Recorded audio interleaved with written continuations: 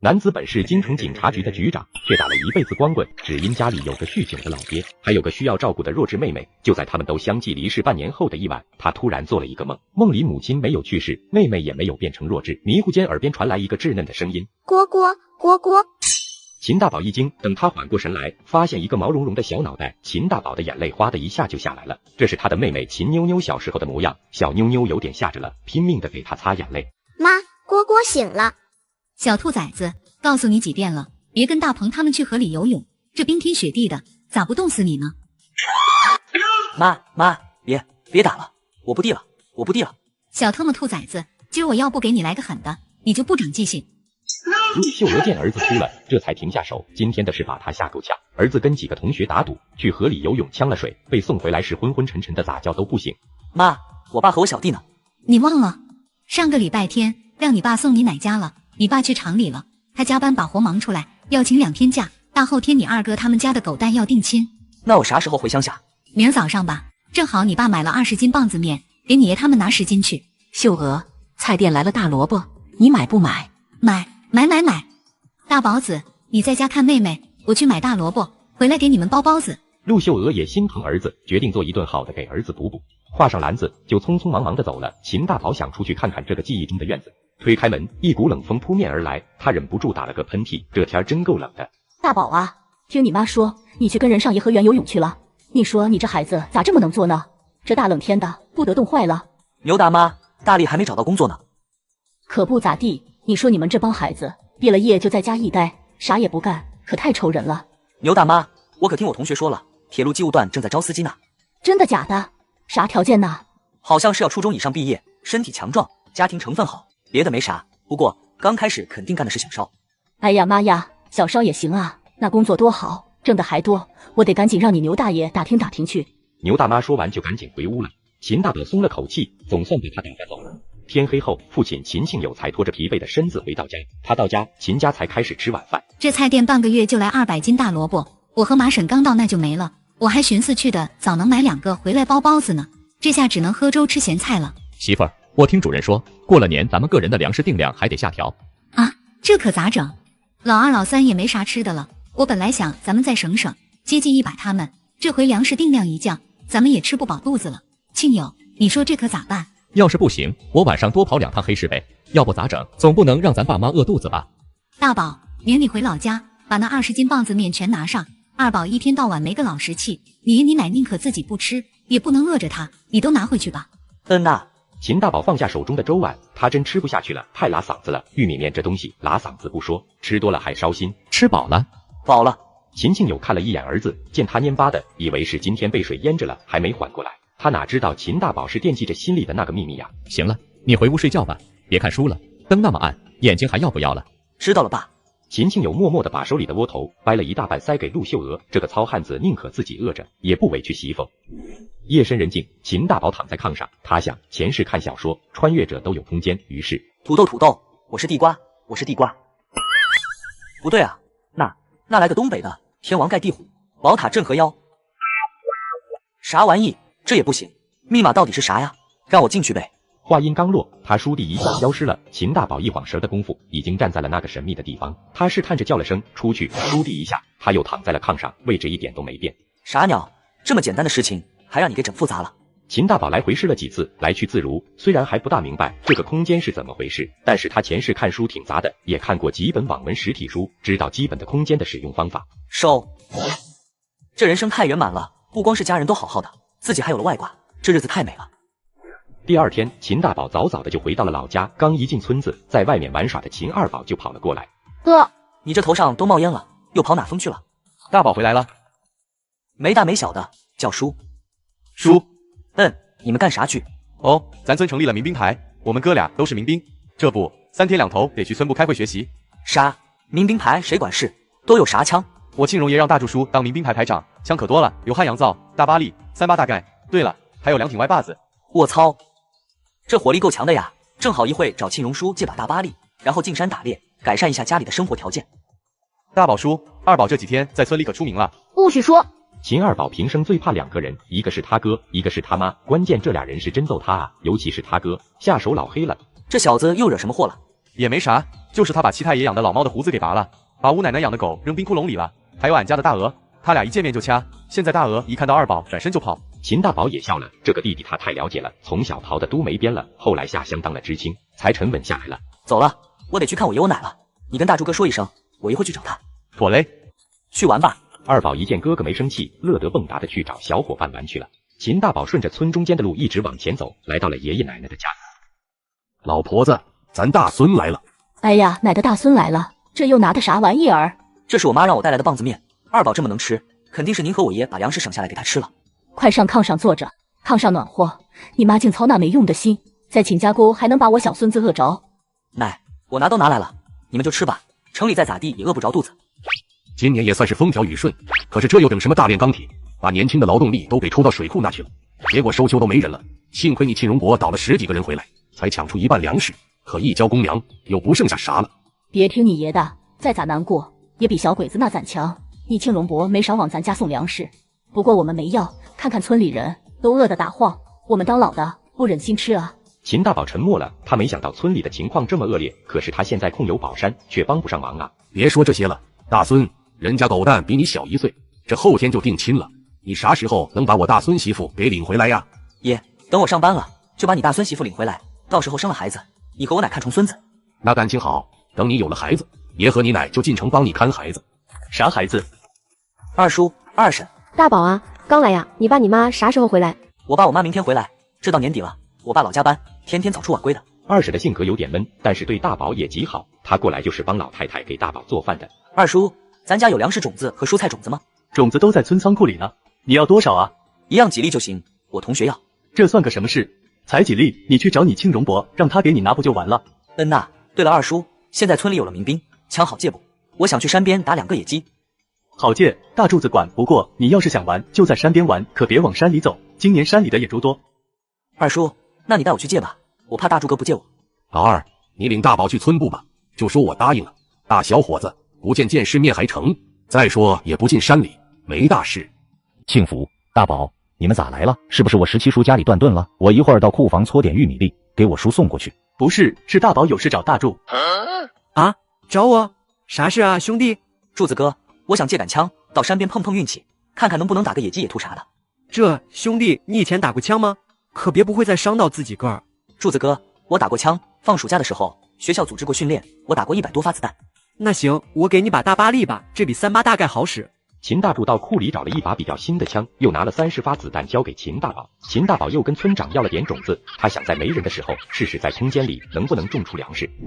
第二天清晨，天刚蒙蒙亮，秦大宝就拎着枪进了深山，走到一处凹地，突然听到不远处传来野猪拱食的声音。秦大宝跑过去观察了一下，一公一母带着3个黄毛。秦大宝瞬间心惊胆战，然后又压满土豆，这才上前去将野猪都收进空间。就在这时，身后突然传来一阵低吼声，秦大宝双手持枪，转身射击，不远处一头野狼的脑袋就开了花。他并没有着急上前去收狼尸，而是找了个山坡，架好枪，等着看能引来什么好东西。果然没一会，五头狼循着血腥味就来了，啪的一声枪响，头狼就倒在地上，5声枪响过，五头狼都嚎叫着倒在地上，百发百中的枪法让自己感觉很有成就感，哼着小曲收下五头狼。他闪进空间，开始清点打到的猎物：5头野猪，5头野狼。他休息过后闪身出空间，发现前方出现2只野兔，举起枪啪啪2枪收进空间。走着走着，突然发现路边竟然有3人合抱那么粗的一棵枯树，不知道里面会不会有冬眠的狗熊。秦大宝来到枯树边，朝着树就举起枪，然后转身叫好，紧接着身后就出现一头巨大的黑熊，仰起头冲着天空怒吼。秦大宝知道这头黑熊已经被重创，他躲在一棵树后，举起枪对着黑熊的脑袋就是3枪，黑熊晃悠了几下，轰然倒地。秦大宝跑过去将黑熊收进空间，然后迈着喜悦的脚步朝着山下走去，来到秦家沟附近，天色已经暗下来了。秦大宝掰掉几个大树杈，从空间里取出2头大野猪架在树杈上，背着枪救下了山羊。秦庆友带着陆秀娥和妞妞早就回来了，一听说大宝自己进山打猎去了，陆秀娥的心都提到了嗓子眼了，一直坐立不安的奶奶也着急，一个劲的埋怨爷爷和二叔不该让他大孙去打猎。这个时候秦大宝跑回来了，刚把枪递给二叔，陆秀娥一见儿子，二话不说，笤帚疙瘩就撸上去了，这一下把秦大宝给打懵了。妈，哎呀呀，疼！妈，别打了。爸，你和我二叔老叔赶紧的，推板车，我打了。哎呀妈，你等我说完话再抽我。我打了2头野猪，实在拽不动了，你们赶紧帮我去整回来。大宝，你说啥？你打了2头野猪？哎呀妈呀，大孙呀，你没受伤吧？没受伤，我拽了1天，累死了。想回来叫庆荣伯找人去整回来，还没等说就挨了一顿打。老二老三，走走走走。别急，听大宝怎么说。干啥呀爹？再不整回来就要被人发现了。你瞅瞅你仨那熊德性，一点章程都没有，也不知道随谁了。你放特么屁！你下的种，你说随谁了？随谁？随老傻子了。老秦头立刻蔫了，他这辈子只怕仨人，他老爹，他大哥，还有他媳妇，并且他媳妇的排行在第二，死了的大哥排第一。这2头野猪咱家不能自己留下。为啥？现在村里几乎所有的人家都断了粮，如果这个时候咱还顾着自己的小家，有了吃的自己留下，自己吃饱了不管乡里乡亲，那咱们家在秦家沟的日子就算不到头了。谁管他们呢？这年头自己吃饱了肚子，管那么多呢？谁有能耐谁自己打去。村里人掐着瘪肚子，咱自己家吃得满嘴流油，这样的事咱干不出来。我大孙说的对，老二，你去找庆荣，让他组织人跟我大孙把野猪抬回来，给村里人分了。娘，别他妈废话了，眼大肚皮小的东西，你以为自己一家把野猪能留得下？听咱爹咱娘的，快去！哎。这个时候，大宝肚子咕咕叫，陆秀娥心疼儿子，去外屋给儿子热饭。二婶和老婶也出去帮忙。没多久，秦庆荣一脸兴奋地跑了过来：“宝，你跟三大爷说说，你打了2头野猪，真的假的？”“当然是真的，打了2头，放在西山梁那了，太沉了，我从山里拽出来，实在整不动了。”“哎呀呀，太好了，2头野猪，我大侄儿厉害呀！”“那啥，大宝，那2头野猪多大呀？”“不大，估计2头加一起也就500多斤吧。”“啥？500多斤？”“那还等啥？快走啊！”“大宝子，你这枪打得太准了，几枪都打在眼睛、鼻子和嘴上了。”“侥幸侥幸。”“庆友，这2头猪咋处理？要不1头交村里，1头你们自家留下？”“行，这个行。”“行什么行？滚一边去！”村长秦庆荣的脸色有些难看了，啥意思？莫非这个庆友是想把2口猪都留下？这个就过分了。三哥，这2头猪给村里人分了吧，留到过年，总得给家人吃顿饺子吧。秦庆荣的眼泪一下子没忍住就涌了出来，这几个月让他太煎熬了，粮食越来越少，现在突然有了2口大肥猪，怎么能让他不激动呢？庆友，三哥，赶紧的把猪抬下山吧。好，抬下山分肉，再弄几锅杀猪菜，焖上高粱米饭，让老少爷们吃一顿饱饭，这都多亏了我大侄儿啊。有了吃的，大伙下山也有劲了。大宝走在了最后，等他们高兴的忘了自己，他才从空间里顺出一个黄毛子，能有7、80斤，他这是给爷爷奶奶留的。隔天就是堂侄儿狗蛋定亲的日子，秦大宝知道今天的这场定亲不会成功的，不光不会成功，还差点闹出人命。什么玩意儿啊？不是都说好10斤棒子面，5块钱彩礼了吗？怎么想一出是一出呢？就是，这彩礼都是讲好的，突然加彩礼，还加那么多，这不是耍弄人吗？娘，大嫂说的对，这女方就是狮子大开口啊，再加20斤棒子面，不给就不成亲，以前给的也不退，这不是欺负人吗？可不是欺负人咋的？30斤棒子面能娶俩媳妇了，那这事该咋办呢？老太太叹了口气，这狗蛋妈孤儿寡母的，本想早点给儿子娶媳妇，这还一波三折，步步是坎，娶个媳妇比取经还难。能咋办？我爹他们正商量的时候，女方的哥哥咬死口，必须加彩礼，狗蛋妈咋求都不好使。后来狗蛋急了，和女方的哥哥打起来了，狗蛋那么小，被女方的哥哥给脑袋打了个口子，哗哗淌血。哎呀妈呀，狗蛋咋样？你爸他们是死人呐，就让人这么欺负咱老秦家人。狗蛋没大事，不过我三大爷急眼了，让大柱子把打人的扣住了，不给个说法就送公社了。秦大宝知道是咋回事，这女方见秦家沟生活还可以，自己儿子也要说亲，就想利用姑娘大捞一笔，补上儿子说亲的彩礼。过了一会儿，秦庆友就回来了，他跟厂里就请了2天假，吃过中饭就得往回走。秦大宝也着急回去，他得去黑市把空间里的野物都给卖出去。凌晨3点多，秦大宝蹑手蹑脚的往院外走，刚走出不到100米，就见到前边有一个毛腰驼背的女人，头上系着一个围巾，挎着个篮子，像极了偷地雷的鬼子。妈呀，春儿，是我。是你小子，怎么鬼鬼祟祟的？不是，你一个偷我军地雷的鬼子，还敢说我鬼鬼祟祟？傻春才想起自己的打扮，不由得咧开大嘴要乐。秦大宝一把捂住他的嘴，这个傻大姐，这一嗓子要是喊出去，人都得吵醒，这么个大早就白起了。你闭上嘴，你自己干嘛去？自己不知道啊，还敢喊？我去给我妈买点鸡蛋，再买只鸡，我妈的奶不够，我给她熬鸡汤催催。我也去买点东西，咱们悄悄的进村，打枪的不要。2个人向特务接头，对完暗号各奔东西，这是去黑市的规矩，没有拉帮结伙去的，否则人家该怀疑他们是雷子了。秦大宝一路走进来，找到一条巷子，秦大宝刚要进去，就被人给拦住了。买还是卖？我想找你们老大谈笔生意。你背着个背篓，里面充其量有50、60斤东西，还找我老大谈？你没病吧？你他妈才有病，瞧不起谁呢？告诉你，2头野猪500斤重，你能做主不？ 2头野猪，就凭你能打这野猪？秦大宝不再和他废话，转身进了黑市。他本想能一下子卖掉，就便宜点把几头野猪卖出去，可一看这人不屑一顾的样子，就决定不和他多啰嗦了，自己把肉零散的卖出去就完了。好肉，真肥，怎么卖的？带票1块2，不带票1块5，5斤1块肉，足斤足两。卧槽，太便宜了！现在在黑市有票的猪肉都1块8了，给我来5斤。小兄弟，这2块肥的我要了。一转眼，60斤肉卖了个精光，就连猪头都20块钱卖了。不到5分钟，秦大宝进账110块。他刚要走，看门的人领着一个男人走了过来。大哥，刚才卖肉的就是他。朋友，对不起了，我这个兄弟有点彪，你大人有大量，别跟他计较。我就是卖点肉，无所谓计较不计较。朋友大气，听说你有2头野猪，这么低，1块5一斤，你有多少？我要多少？还有不到500斤。好，我全要了。你找人带着秤，跟我走，咱们一手钱一手货，爽快。秦大宝转身向外走去，老大带着2个手下跟在后面。过了一个街口，秦大宝趁后面人没跟上来，一挥手把2头野猪放了出来。朋友厉害呀，这么大的野猪也敢打。没办法，都快饿死了，不拼命不行啊。嘿嘿，是条汉子。来，称一下重量。2个手下应了一声，用秤勾起野猪，他们手脚麻利，很快称完了2头猪。大哥，一共465斤，697块。哈哈好，朋友，咱们凑个整，这是700块，以后有什么好东西尽管给我送来，我绝对不差事。妥妥爹，有好东西我一定找你。秦大宝转身就走，老大望着他的背影，冷冷一笑。把钱拿回来，做得干净点。放心吧，老大，保证给您办得漂漂亮亮的。这小崽子跑的倒是挺快，在附近找找，他一定是躲在哪了。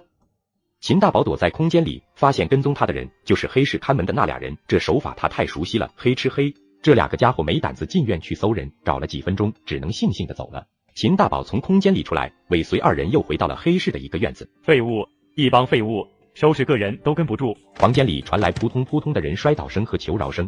秦大宝悄悄地绕到后院，他发现这里竟然有一个巨大的仓库。秦大宝贴在仓库的墙上，试着用精神力一收，一眨眼的功夫，整个仓库已经是空空如也。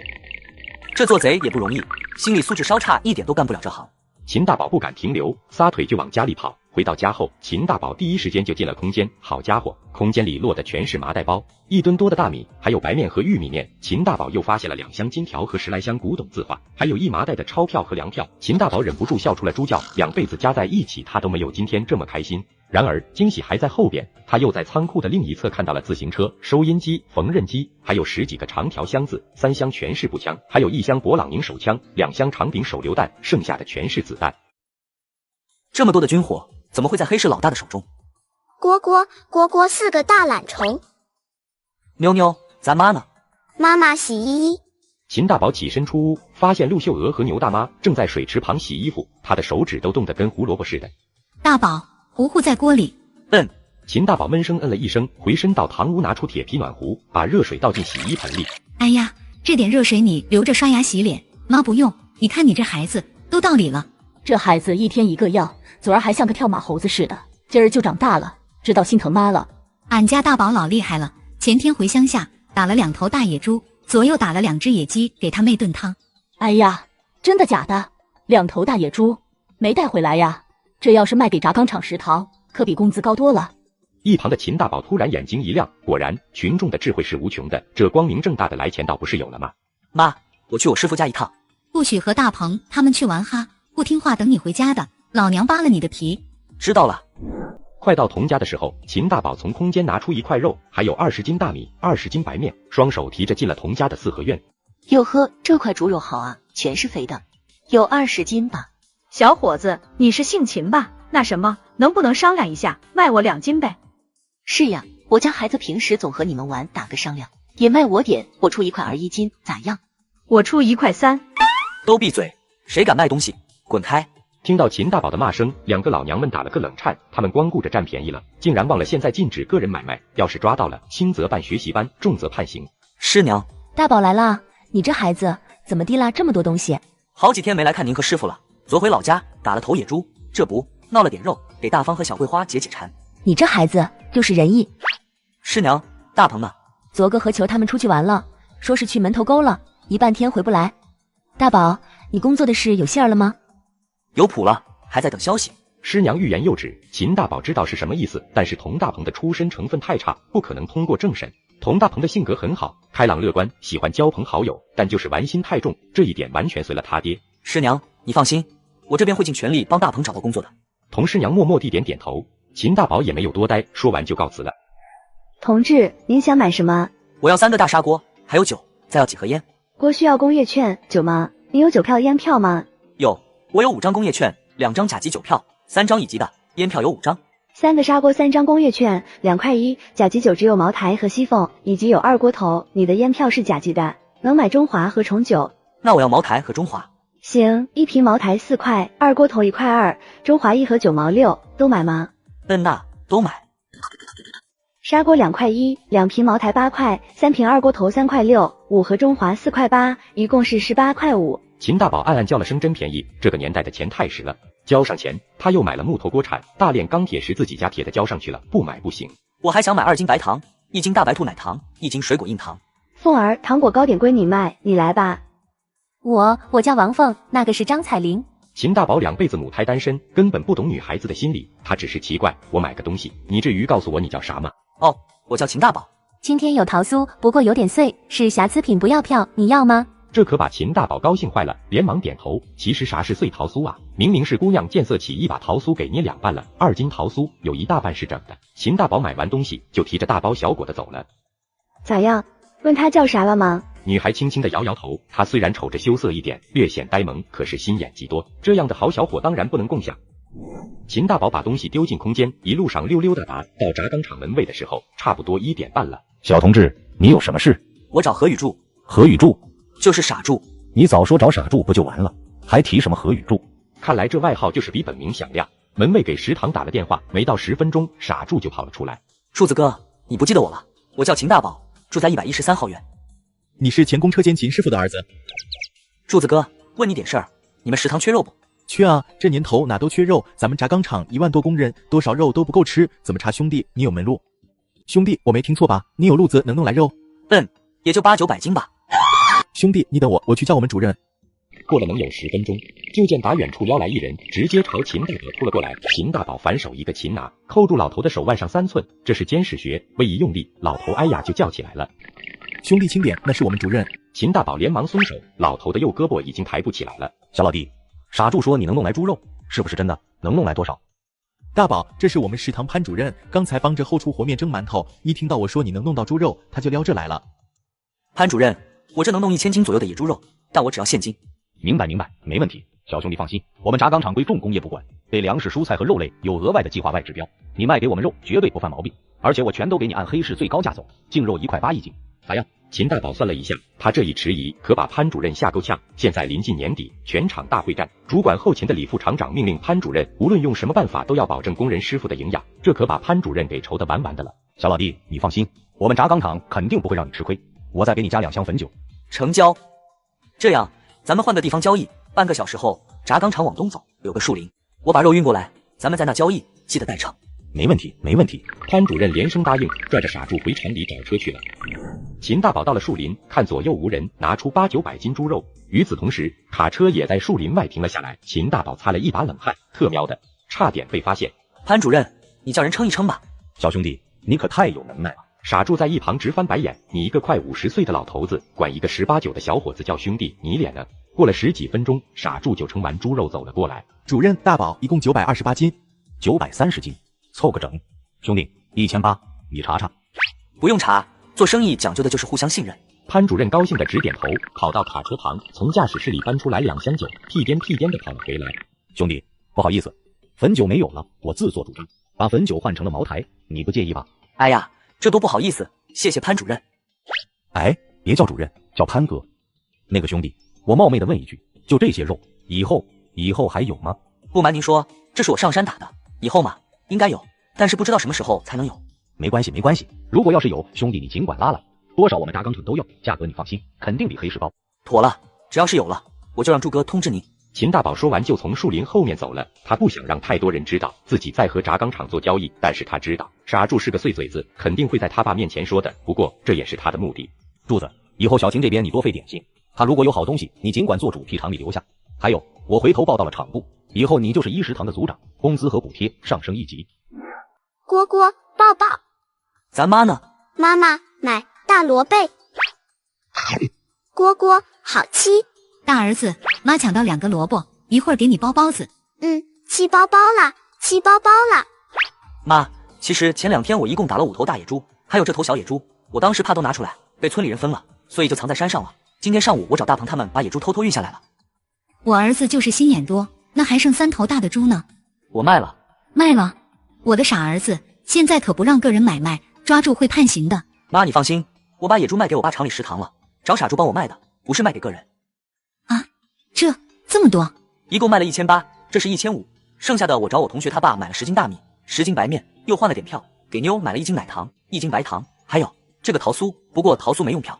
这可好了，有了这钱就能去你爸厂里买个工作了。妈，先别买工作，我今天去我师傅家，听到一个消息，说是警局过了年要招工，我的条件正好，我想让我二师哥找关系，要是不行再说不迟。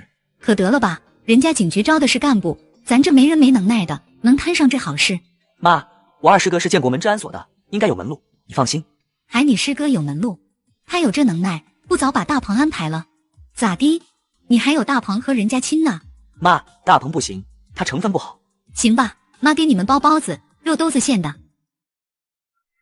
媳妇儿，里面有一个窝头，还有半盒大白菜炖豆腐，你腾一下给孩子吃。你看你累的，这是咋的了？身上咋都是血？没事，滑了个跟头。大宝回来了吗？早回来了，在屋里给妞妞讲故事呢。这整啥呢？蒸包子呢？蒸包子，赶紧回屋洗洗，咱10分钟吃饭。爸，回来了。大宝，我听傻柱说你卖了几头野猪给食堂，咋回事？前天我打了5头大野猪，还有1头小黄毛子，除了给村里的那2头，剩下的我都藏山上了。今天我找大鹏他们帮我整回来了，留下1头小黄毛子，剩下的我都卖给厂里了。我说这个傻柱回家这一道竟夸你了呢，说你这么厉害那么厉害的，卖多少钱呢？卖了1800，我给我妈1500，托人买了点大米白面，又买了点东西。多少？1800，这么贵吗？食堂的潘主任按照黑市的价格给我的。这是潘主任给我的，我留着给你喝的。好儿子。我靠，到厂长家的小子卡住了。杜叔，帮我看一下妹妹。哪来的混小子，敢欺负我弟弟？你大爷的赵素春，你踹死老子了！傻老大，你刚才给我的大枣差点噎死我，大宝哥救了我，你还踹人家！赵素春，你想要老子的命啊？对不住啊。行了，你要干嘛去？我妈让我买瓶醋，坏了，我瓶子呢？傻春扭头就跑，这个愣姑娘出门总是丢三落四的。小兔崽子，滚那边去！妞妞在早点铺吃焦圈呢，再不过去啥也不剩下了。